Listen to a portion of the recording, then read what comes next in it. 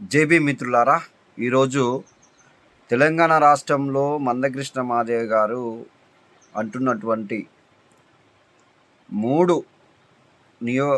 మూడు పార్లమెంటు స్థానాలలో నాగర్ కర్నూలు, పెద్దపల్లి, వరంగల్ కాంగ్రెస్ పార్టీ మాదిగలు ఉన్నారని గుర్తిస్తలేరు, ఉన్నట్ట మేము లేనట్ట, మరి మాకు ఎందుకు ఇయ్యలేదు అనే క్వశ్చన్ లేవనెత్తడం జరిగింది. దానికి మేము పూర్తిగా సమర్థిస్తూనే 100% కాంగ్రెస్ పార్టీ తన వైఖరిని మార్చుకోవాలని మేము కూడా డిమాండ్ చేస్తున్నాం. సేమ్ థింగ్ మందకృష్ణ మాదిగ గారు మీకు కూడా కొన్ని ప్రశ్నలు వేస్తున్నాం. ఏంటిదంటే, మరి మీరు ఒకవేళ కాంగ్రెస్ పార్టీ కనుక మూడు స్థానాలలో కానీ ఒకవేళ 2 స్థానాలలో కానీ మాదిగలకు టికెట్ ఇచ్చినట్టయితే మీరు బీజేపీని వదిలి కాంగ్రెస్కి వస్తారా? కాంగ్రెస్కి మద్దతు ఇస్తారా? ఒకటి. రెండోది, బీజేపీ పార్లమెంట్లో పూర్తి స్థాయిలో మెజారిటీ ఉన్నప్పుడు ఎందుకు ఎస్సీ వర్గీకరణ చేయలేకపోయింది? మూడోది, నీవు అంటే మాదిగలు అనేటువంటి వాళ్ళ కోసం నువ్వు మాట్లాడే వ్యక్తివి. సిర్పూర్ కాగజ్ నగర్లో అగ్రకుల వ్యక్తుల మీద అగ్రవర్ణాల మీద ఇద్దరు పోటీ చేసినప్పుడు అందులో మాదిగ బిడ్డ పోటీ చేసిండు. అది బహుజన రాజ్యం కోసం, బహుజనులకే రాజ్యాధికారం రావాలని డాక్టర్ ఆర్ఎస్ ప్రవీణ్ కుమార్ గారు సిర్పూర్ కాగజ్ నగర్లో ఇద్దరు అగ్రకులాలపైన పోటీ చేసిండు. మరి అప్పుడు నీకు మాదిగ బిడ్డ అనేటైనా కనపడలేదా? మరి అప్పుడు షో ఎక్కడ పోయింది? అప్పుడు నీకు సిగ్గుచరం ఏం లేదా? ఒకసారి మీరు దీనికి కూడా మీరు ప్రశ్న మీరు చెప్పాలి. ఎందుకంటే ఇంకో ప్రశ్న, 4వ ప్రశ్న ఏంటిదంటే, మీరు ఈ రోజున బీజేపీ ప్రభుత్వం బహిరంగంగానే రాజ్యాంగాన్ని మారుస్తామని స్టేట్మెంట్లు ఇవ్వడం అనేది జరుగుతుంది. మరి నీ వర్గీకరణ అటు ఉంచిగా, రాజ్యాంగం మారినాక ఇక నీ ఆ వర్గీకరణ అటు ఉంచు.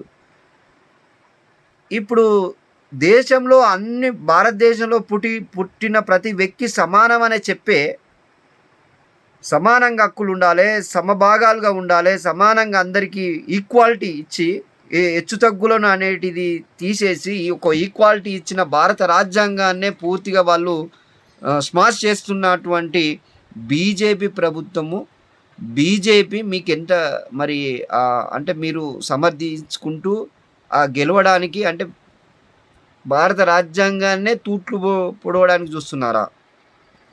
ఇది ప్రజలందరికీ మీరు చెప్పాలి. ఓకే, కాంగ్రెస్ వాళ్ళని రానియద్దు, మరి నిన్నెట్లా రానియాలే? ఊర్లలకు మేము ఊర్లోకి రానియమని కాంగ్రెస్ వాళ్ళలో 3 సీట్లు ఇవ్వకపోయేసరికి నువ్వు అన్న ఓకే, మేము దాన్ని ఓకే చేస్తున్నాం. మరి నిన్ను ఊర్లోకి ఎట్లా రావాలి? తన్ని తరమాలనా మరి నిన్ను కూడా? ఎందుకంటే భారత రాజ్యాంగాన్ని మార్చే బీజేపీ ఇన్ని రోజులు మనం ఇట్లా హెచ్చుతగ్గులను ప్రోత్సహించుకుంటూ మతాన్నే తన ఏజెండాగా పెట్టుకొని ప్రజలందరినీ ఎక్కువ తక్కువలని చూసుకుంటూ, అంటే గుళ్ళోకి రానియకుండా, బల్లోకి చదవనీయకుండా దీనికి పూర్తిగా కారణమైనటువంటి బీజేపీ ప్రభుత్వంకి నువ్వు మద్దతిస్తున్నావు. ఈరోజు వాళ్ళు బహిరంగంగానే రాజ్యాంగాన్ని మారుస్తానని చెప్పే ఒక బీజేపీ ప్రభుత్వానికి మీరు మద్దతిస్తున్నటువంటి మేము రానియద్దా? మీరే చెప్పండి. వాళ్ళతో పాటు మిమ్మల్ని కూడా తరిమేయాల్సిందే కదా ఊర్లలోకి వస్తే. ఎందుకంటే భారత ప్రభుత్వం తన ఏజెండాని ఇప్పటి వరకు మార్చుకున్నట్టు మీరన్నా ప్రకటించమని చెప్పండి. మరి మీ మోడీకి చెప్పిర్రా ఇప్పటి వరకు? అంటే పూర్తి మెజారిటీ ఉన్నా కానీ వాళ్ళు వర్గీకరణ చేయలేదు. వాళ్ళనేమనవు, భారత రాజ్యాంగాన్ని మారుస్తానని చెప్తుంటే, అంటే ఈ 3 సీట్లు కూడా ఉండవు రేపు పొద్దున నువ్వు మాట్లాడడానికి. ఈ 3 సీట్లు కూడా రిజర్వేషన్, రాజ్యాంగాన్ని తీసేస్తే నీకు రావాల్సిన హక్కులు మాకు మూడు స్థానాలలో మాకు మాదిగలను నిలబెట్టలే అన్న చూసినా ఇది అడగడానికి కూడా నువ్వు ఉండవు. ఎందుకంటే రాజ్యాంగాన్ని రిజర్వేషన్లు తీసినాక ఈ 3 సీట్లు కూడా వాళ్ళే నిలబడతారు. మరి అలాంటి పార్టీకో నువ్వు మద్దతుతో వాళ్ళు గెలపడానికి చేస్తావు. సిర్పూర్లోనేమో మాదిగలు కనబడలేదు, కానీ ఇద్దరు అగ్రకులాలలోకి నువ్వు సపోర్ట్ చేసి మాదిగని అక్కడ ఓడించినావు.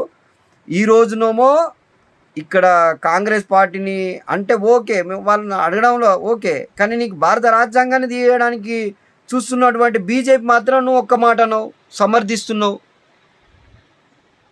అంటే నీ మైండ్ బుర్ర ఎక్కడ పెట్టుకున్నావు? సన్నాసివా, దద్దమ్మవా, ఎర్రోనివా, ఎట్లా ఏమనుకోవాలి మేము? అందుకే ఇట్లాంటి నీచుల మాట వినొద్దని తెలంగాణ ప్రజలకు తెలియజేస్తూ, ఇలాంటి వాళ్ళు వస్తే కూడా మనం ఊర్లలోకి రానియద్దని, రాజ్యాంగాన్ని మార్చేటోళ్ళతో చేయి కలిపి సూట్ కేసులు తీసుకునే ఇట్లాంటి సన్నాసులను మన ఊర్లోకి రానియకూడదని తెలియజేస్తూ జై భీమ్, జై భారత్.